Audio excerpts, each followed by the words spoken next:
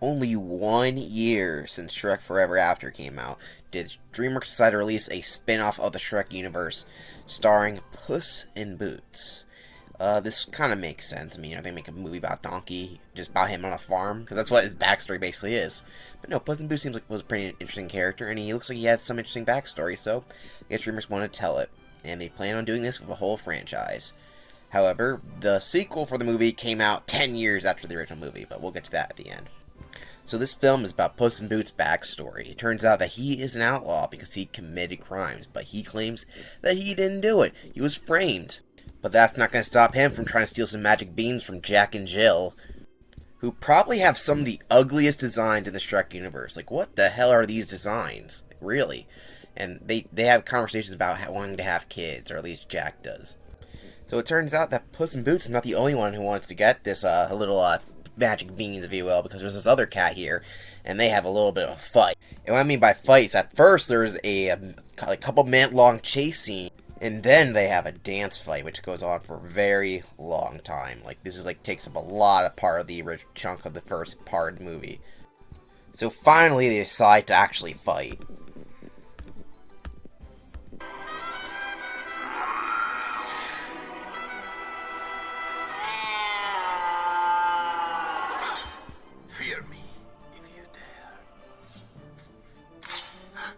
And then the fight dramatically ends with a guitar.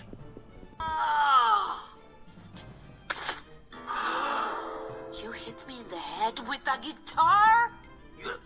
You're a woman? No. You wouldn't hit a woman. That's a woman? So apparently cats can't tell the difference between genders unless they see their face, if that makes any sense. I don't think that's how cats work, because cats' faces all look the same. So, I don't know, Puss in Boots, you are kind of weird, especially since he wants to bang the person he thought was a dude a couple seconds ago. So it turns out that the kitty, whose name is Kitty, was working for this egg fucker named Humpty Dumpty.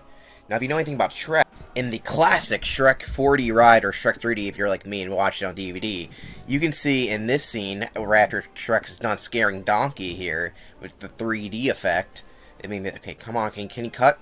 There's a grave for Humpty Dumpty. And we know that Puss in Boots is a prequel, meaning that Humpty Dumpty is going to die. I mean, he actually does die in the movie, so it's actually canon, unlike some other things that fairy tale creatures that swap positions. You know, Humpty Dumpty does die. He was buried near Lord Farquaad, apparently. So Puss in Boots decided to explain his very sad and tragic backstory, which is actually most of the movie. I mean, not most, but it goes on for a very long time. It really should have been the beginning of the movie, but for some reason, I guess 20 minutes in, yeah, let's go back to the beginning, maybe, this time, for real. It turns out that Puss was an orphan, and he has the same voice as he does when he's an adult. See, I can't come in. So Humpty Dumpty here, is a little baby egg here, decides to befriend Puss in Boots. Well, he's not Puss in Boots, yeah, he has no boots. But they become friends because they're both outcasts. One's a cat who has a voice of a deep older gentleman, and one's an egg. Literally, an egg. And they become Bean Brothers. That's what they actually say in the movie, Bean Brothers. Rule of Bean Club. You do not talk about Bean Club. Second rule of Bean Club is you don't talk about Bean Club.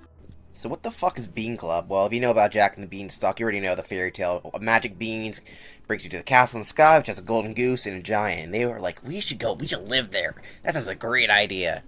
But Humpty Dumpty and Puss, without boots, discover that it's hard to find beans that are magical, and they go do some juvenile delinquency. But all of a sudden, Puss in Boots becomes a hero. Okay, we're not in that movie yet, but I really wish I was watching it right now. So Puss has to stop this wild bull. Hold up, this is not the right bull. This bull right here, he stops this bull. I don't know why that clip got in there. Must have mismatched some stuff. So because Puss in Boots save the town, he finally gets his boost from this uncanny woman who's supposed to be his adopted mom. She's barely in the movie, and she looks really, really weird. I mean, a lot of the humans in this movie look really weird. Luckily, there's not that many. So Humpty Dumpty tricks Puss because he's jealous of Puss's new fame into stealing a bank, and Puss in Boots gets framed. Well, they both get framed. And Puss in Boots ditches his friend, who's left on the road, falling over. He can't get up. He's fallen, he can't get up. And that's the tragic backstory.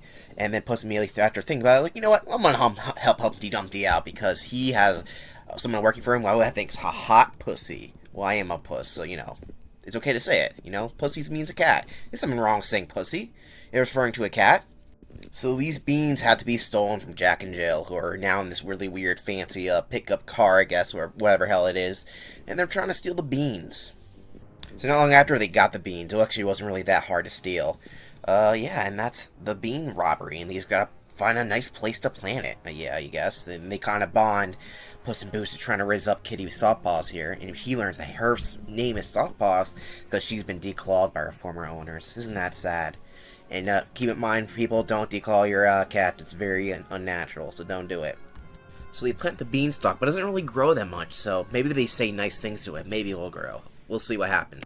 Let me just think for a second. Hi, little plant. So there's a whole section that goes on for a little too long that really adds nothing, where they showcase the fact that in high altitudes, your voice sounds weird. Yeah, that's a whole section of the scene, basically. It's kind of unimportant, but, you know, it goes on for a really long time. Also, Humpty Dumpty cockblocks Puss and Kitty. Fucking egghead. So one of the most strange things about this movie is that you would think they would spend a lot of time up in the giant's castle. It seems like an interesting set. They would fight a giant. You'd see a giant. Well, no, the giant's dead already, which is kind of a weird thing to do. Also, there's a crotch shot there. Lovely. And it turns out there's only like one giant monster, which will reveal what that is in the end. And there's the golden goose here who lays a bunch of eggs. And that's about it. They grab the goose and they leave. It's kind of beat. It's like, that's kind of weird, you know? I think there'd be more of a set piece here, but there really isn't. So Puss in Boots once again tries to rizz up Kitty Softpaws. It's the whole movie. They're them like trying to fuck each other, basically. I mean, they are cats, and, you know, cats get very, very horny. I bet you didn't know that. It's a little tidbit. Most animals do. But she's like, you gotta be careful on Humpty, because there's something about you don't know. But he's like, fuck that shit. I like him now. And when he wakes up, there's a split screen there for some reason. There's a bunch of crows and birdseed. It turns out that everything is gone. I don't know, they got Humpty Dumpty. And he's gonna get killed.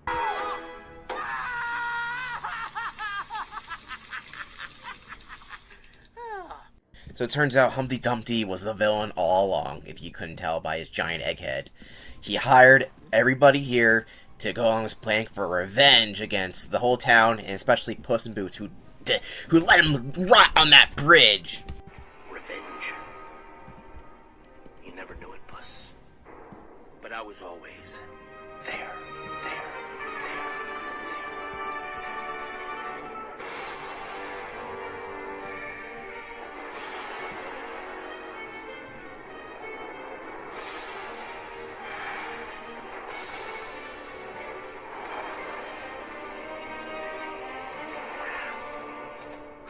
So Puss in Boots is thrown in jail for his crimes against humanity. You're an outlaw, and you're gonna rot in jail, says this guy who has a Crusader hat on.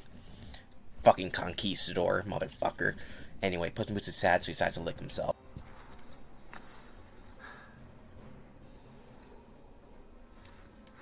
Woohoo! No, don't stop on my account. Turns out this old fuck here is the Jack, you know, the Jack from Jack and the Beanstalk, and not the Jack from Jack and Jill, because it's a different Jack, you know. Fairy tale, but not Jack, you know what I mean? Anyway, he's like, there's a giant ghost up there! And it's like, huh, the goose is going to come down and attack the town, basically, is what's going to happen. That's Humpty Dumpty's next plan, to get revenge on the town by having a giant goose kill everybody. So Puss gets freed from jail from Kitty, who thinks he's really high, and his riz did work eventually. So even though Humpty Dumpty's been backstabbing him the whole time, like, Puss is like, Humpty, you gotta save the town. I mean, come on, dude. I mean, even though you set this whole thing up, and then Humpty's like, you know what? Maybe I should be more than what I am, a stupid egg. So the giant goose gets out of town. It's trying to go out after his baby, if you didn't know. I mean, I didn't think I told you, but it's pretty obvious. And the goose breaks down the bridge. And Puss in Boots has to let go of his old egg friend, Humpty Dumpty. So Humpty Dumpty does the most cliche thing ever, and lets go of the rope and falls to his death. What an excellent death. But it turns out he was a golden egg the whole time! That is just really, really beat. So even though Puss in Boots saved the town, he's still considered an outlaw. And that means all the guys are going to try to kill him. And I guess he escaped, and yeah, he got on a horse. And who knows what happens here? Will he get married? Probably not. Maybe his ego gets in the way of that, but we'll see in the next film. Puss in Boots from 2011 gets a 7 out of 10, or 3.5 out of 5. An overall good, but not great movie. It has some flaws, which I would like to get into. The twist villain is funny at first, but then he twists back around pretty much immediately as soon as he gets escapes from jail. There's some pacing problems, and Puss doesn't really get much of a inherent motivation for a lot of things. I feel like it needs a little bit of rewrite, at least in my opinion. Though it did introduce the character as Kitty Softballs, who would of course reappear in The Last Wish, and that's about the only thing that returns from this movie. The sequel, the much better sequel, pretty much has none of the elements that are in this movie. It has interesting locations, but the humans look uncanny. Most of the side characters are kind of forgettable, if not bland as hell. The mission has like barely any stakes. There's some fight scenes, but there really aren't. A lot of them aren't that interesting, and scenes go on for a little bit too long. It feels like there's a little bit too much filler, not enough character stuff, at least in my opinion. But yeah, that's Puss in Boots. Puss in Boots is in top of the C tier, which isn't saying much. There's only 2 movies there. But yeah, not much else to say here. Puss in Boots is a all-around okay movie. I enjoy myself watching it, but I don't really remember it most of the time. And now it's very overshadowed by its sequel. I guess I'll tell you about the sequel. The sequel took 10 years to make, basically. It was basically once the first movie came out, the first Puss in Boots movie came out, it made a good amount of money, so like, okay, let's do a sequel. And it took them around 10 years to even figure out what the hell it was even going to be. But I guess it was a good thing we waited, because the movie we got was really good. I think everyone knows that The Last Wish is really good, and I can't wait to get to that, but we got a lot more movies to get through, so let's just go to the villain ranking.